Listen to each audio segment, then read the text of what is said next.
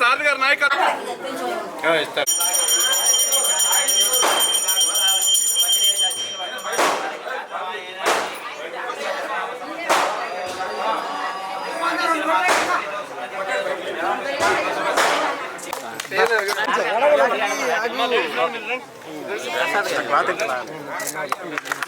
కొంచెం బ్యాక్ ఉండండి సార్.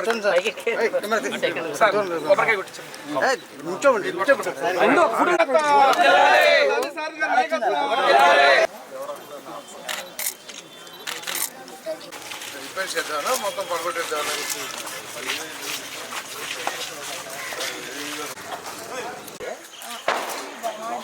ఇది పోటీగా ఇంతకుముందు వాడుకుంటూ ఉండేది. ఇప్పుడు అందులోకి మూవ్ చేస్తుంది. అది నాడు నేడులో హార్డ్వే లైక్ టాప్ బిట్స్ సగం సగం చేస్తున్నారు. అది అవలేదు సార్, ఇన్ బిట్వీన్ టెండర్ లేదు అని లైక్ వాళ్ళు స్టాప్ చేస్తున్నారు. స్టాప్ చేసిన వల్ల మేము చిన్న చిన్న రిపేర్ చేయించుకుని it is not completely serving its purpose.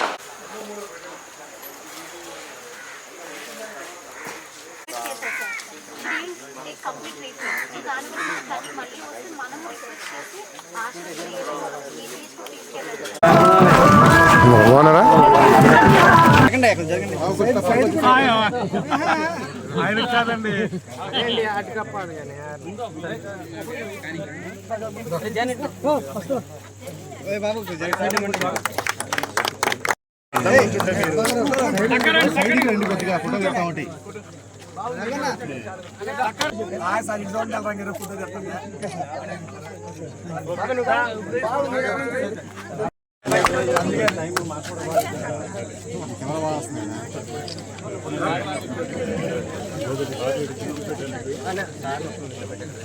గ్రామంలో 1,20,00,000 రూపాయలు విలువ చేసే అభివృద్ధి కార్యక్రమాలకి శంకుస్థాపన చేయడం జరిగింది.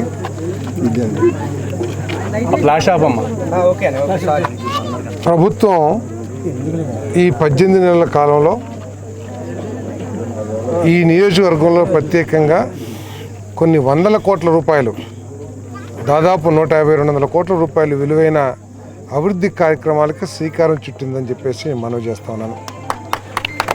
ఈ అభివృద్ధిని కూడా ఎక్కువగా పేద వర్గాలు నివసించే ప్రాంతాల్లో ఎక్కడైతే నివాసానికి ఇబ్బందికరంగా ఉన్నాయో, అసౌకర్యంగా ఉన్నాయో ఆ సౌకర్యాలు కల్పించడానికి ప్రాధాన్యత ఇమ్మని చెప్పేసి ముఖ్యమంత్రి గారు సూచనలు కూడా చేయడం జరిగిందని చెప్పేసి మనం చేస్తా ఉన్నాను. నేను మరి గత 5 సంవత్సరాల్లో ఈ కాలనీ వాళ్ళు చెప్తా ఉన్నారు, 5 సంవత్సరాల్లో మాకు ఒక రోడ్డు కూడా వేయలేదు, మీరు దయచేసి రోడ్లు వేయమని అడుగుతూ ఉన్నారు. తప్పకోకుండా సాధ్యమైనంత వరకు 6-7 రోడ్లు ఉన్నాయన్నారు.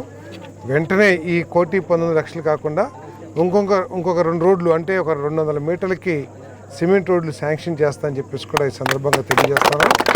అదేవిధంగా ఏదైతే స్తంభాలు ఇప్పుడు చూపించారో నాకు ఆ 3-4 స్తంభాలు మార్చి వారికి నివాసానికి ఇబ్బంది లేకోకుండా చేసే కార్యక్రమం కూడా చేస్తానని చెప్పేసి మనం చేస్తాను. ఈరోజు ముఖ్యమంత్రి గారి దగ్గర ఉన్నతాధికారులు, మంత్రులు అందరం కూడా ఒక సమావేశం జరిగింది. ఆ సమావేశంలో వారు చెప్పింది ఒకటే,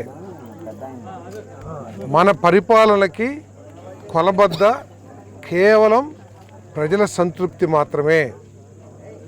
నేను ఒకటి చెప్పాను, ఒక విషయంలో చర్చిస్తున్నప్పుడు పెన్షన్ల డిస్ట్రిబ్యూషన్లో ఏదైతే ఎన్టీఆర్ భరోసా పెన్షన్లు ఇస్తున్నామో దాంట్లో చాలా వేల లక్షల మందికి ఫోన్లు చేసి ఏ విధంగా ఇస్తున్నారని చెప్పి తెలుసుకుంటూ ఉంటారు. దాంట్లో 90-92 మంది బాగుంది, బ్రహ్మాండంగా మా ఇంటికి వచ్చిస్తున్నారు, ఆ అధికారులు కూడా ఎవరైతే పంపిణీ చేస్తానికి వచ్చారో వాళ్ళు కూడా చక్కగా మాట్లాడి మాకు ఇస్తా ఉన్నారు, మా దగ్గర నుంచి ఎటువంటి డబ్బులు కానీ ఏమీ ఆశించలేదని చెప్పేసి 93% మంది చెప్పారు. ఒక 7-8% మంది అధికారులు సరిగ్గా ప్రవర్తించట్లేదనో లేకపోతే మా ఇంటి దగ్గర ఇవ్వలేదనో కారణాలు చెప్పారు.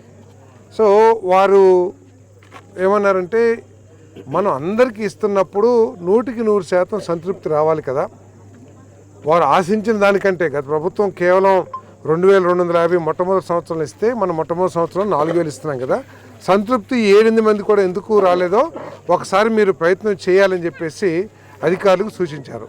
నేను పక్కనే ఉండి, సార్ మన వ్యతిరేకులు కూడా ఉంటారు కదా, పెన్షన్ తీసుకునే వాళ్ళు, మనల్ని ద్వేషించే వాళ్ళు, లేదా తెలుగుదేశం పార్టీ వంటి గిట్టని వాళ్ళు పెన్షన్ తీసుకుంటున్నా కూడా వాళ్ళు ఇట్లా మాట్లాడతారని అంటే వారు ఏమన్నారంటే, పార్థసారథి మంచి చేస్తే ఎవరైనా సరే వ్యతిరేకులుగా ఉండరు, అనుకూలుగా మారుతారు.